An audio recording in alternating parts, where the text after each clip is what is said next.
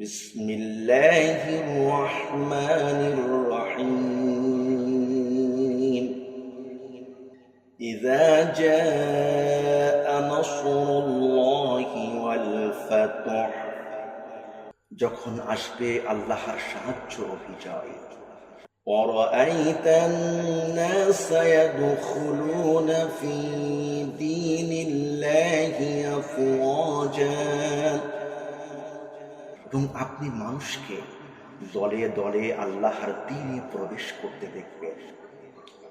فسبح بحمد ربك واستغفره إنه كان توابا